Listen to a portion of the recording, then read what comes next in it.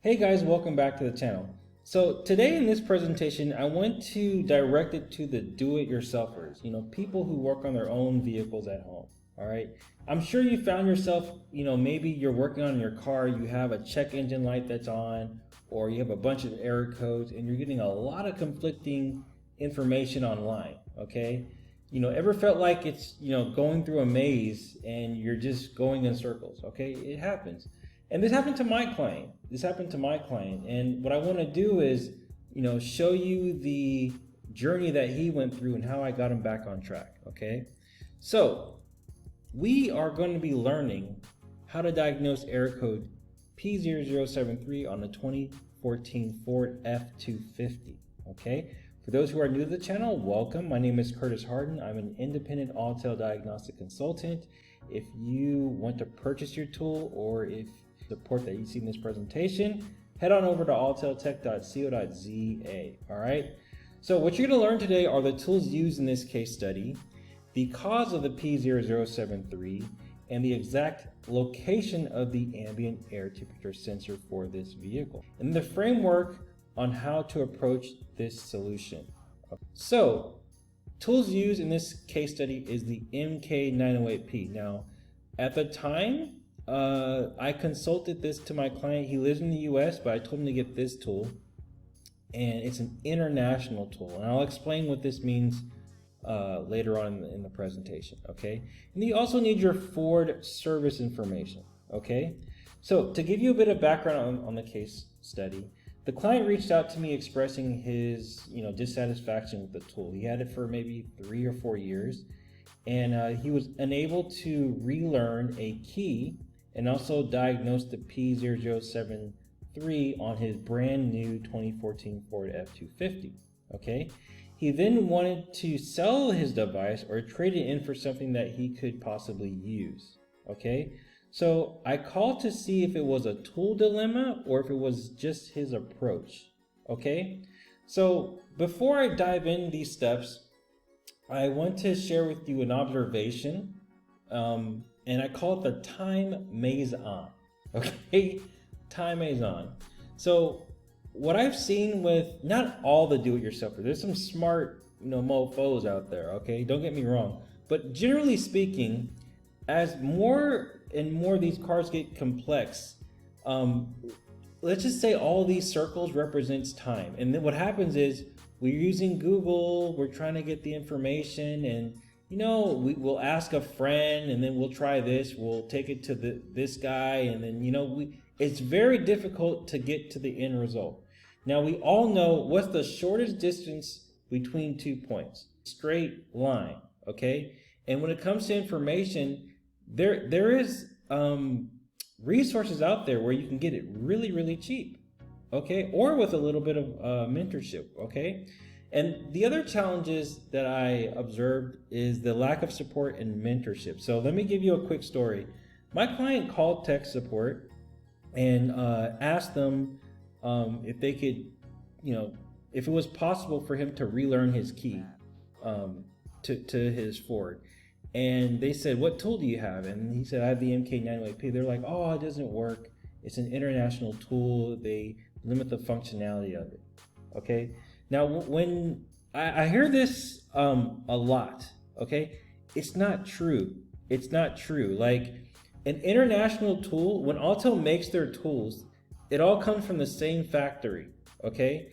They don't have time to say, "Oh, okay, let me take off this special function and we'll give it to like Spain." Generally speaking, for special functions, they're all the same, okay? The only time you're gonna have some limitations is for using auto authority for the Chrysler security gateway. I know the international, and I think it's for legal purposes, they don't have access to that. But in terms of the special functions, they're exactly the same. And I was able to even help him relearn the keys. He just didn't understand where to get, to the PAT system, and the car is complex. It wasn't something he was used to, okay? And then the time and cost inefficiency. My client spent maybe a month trying to diagnose this situation, and it was because he just didn't have access to the technical information, Okay, so what I wanted to do was identify the error code. After I did the key coding situation, I said, let's see what code that you're talking about. So I went into the engine control unit, the PCM, and it was the ambient air temperature sensor circuit. So I needed to understand this. So I asked myself, what is this air temperature? All right. So in plain English, think of it as the car's, weather reporter. It always keeps track on the the temperature outside of the vehicle. Okay. And you can see here, it's located on the bottom of the passenger mirror. Okay. And this is just, all right. Then, symptoms. Check engine light on, okay? Poor fuel economy, climate control issues, erratic temperature readings, okay? So I said, you know what? I have access to the repair information. Let me assist the client with an accurate location of this sensor. So I pulled up the diagram, and there's 3 components. We have your bezel, the sensor, and the pigtail. Okay, so I sent this over to the client, and I said, look, let's open the base of it and see if we can find anything. And he said there was nothing there. He couldn't find the pigtail, the sensor, like nothing was there. It's not the greatest picture, but he said nothing was there. And I thought that was weird. And he asked me, Kurt, is there a way I can safely take off the mirror to inspect it? And I said, yeah, I'm sure there's instructions. So that's the next step, remove exterior mirror instructions. So I checked and I found those instructions. Okay, insert a flat blade screwdriver into the exterior mirror glass, remover slot located on the back side of the mirror. Everything was there for him. All right, and he was really shocked because you can't get this level of detail. And these little details are really important because if you do this incorrectly, you could actually damage the mirror. All right, and these things aren't cheap. So the client results. He says, Kurt, I took the screws out of the mirror and got it partially apart. Found the pigtail stuffed way underneath and plugged it into the sensor, and it worked. So I got it fixed. I zip tied it up to the wiring harness to keep it from rattling. There was no sensor plugged into the pigtail. Thank you for helping me. I appreciate it. Okay. So I asked myself, how come if this is a new vehicle, there was no sensor? All right. So after doing some research, what I came to the conclusion is if you buy an OEM component, it's going to have everything it needs. The pigtail, the sensor, everything. Some of the aftermarket devices, these sometimes have pigtails, sometimes they don't. Sometimes they'll have a pigtail with no sensor, and you probably need to install that in yourself, okay? So I think what happened when he purchased the car, the dealership maybe put on a used one, or they got an aftermarket one, and they just never bothered putting that. So just keep that in mind, you guys. If you buy an aftermarket, they're a lot cheaper, but just make sure that it comes with the pigtail, and you can purchase the sensor for okay. So in summary, understand the error code. You got to understand the error code in terms of the sensor, and it's essential to recognize what type of symptom you're having. Okay.